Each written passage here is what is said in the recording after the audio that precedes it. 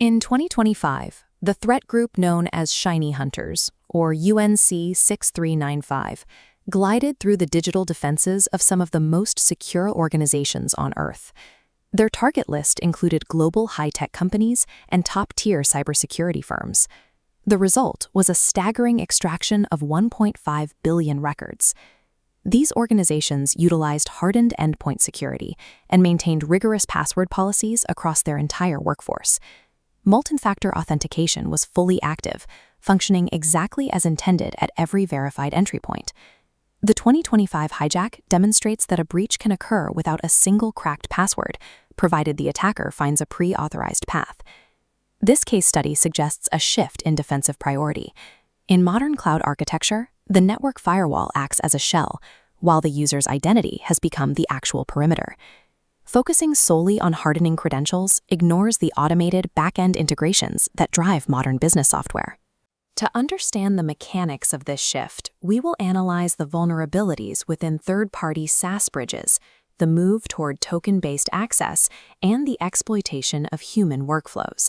Security teams often miss these incursions because their monitoring is calibrated to the perimeter boundary rather than the persistent behaviors of identities already inside the system.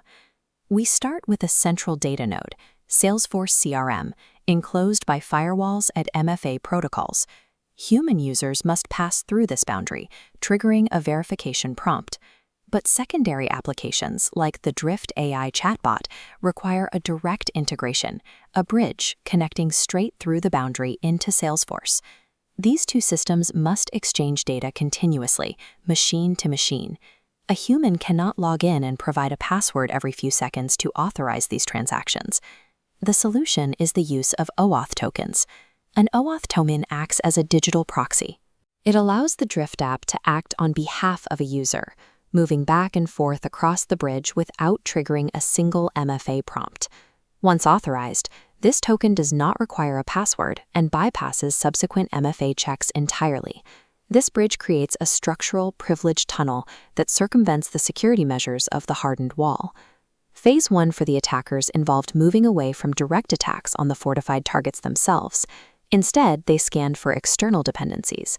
They used a methodology called a digital X-ray, mapping out the third-party connections. They mapped the specific integration between Salesforce and Drift, which was used by hundreds of the companies on their list. This allowed the attackers to pivot.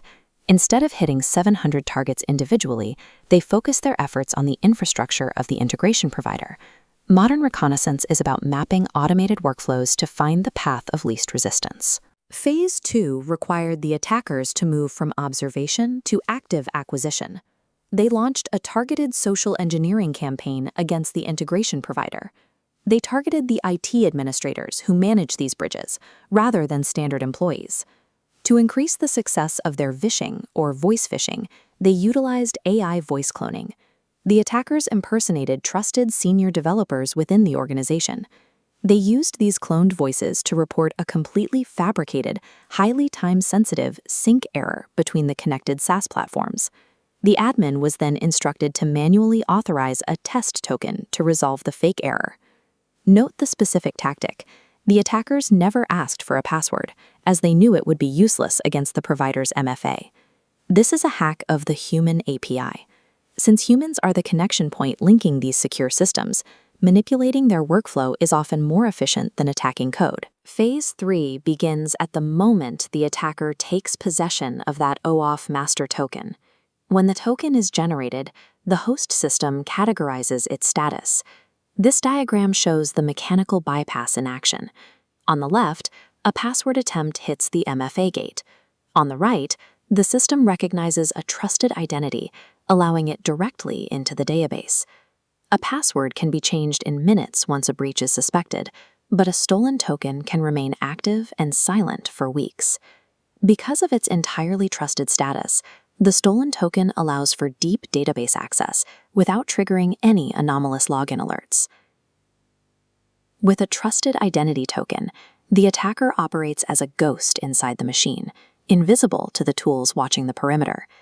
This single hijacked token led to the unhindered exfiltration of 1.5 billion records.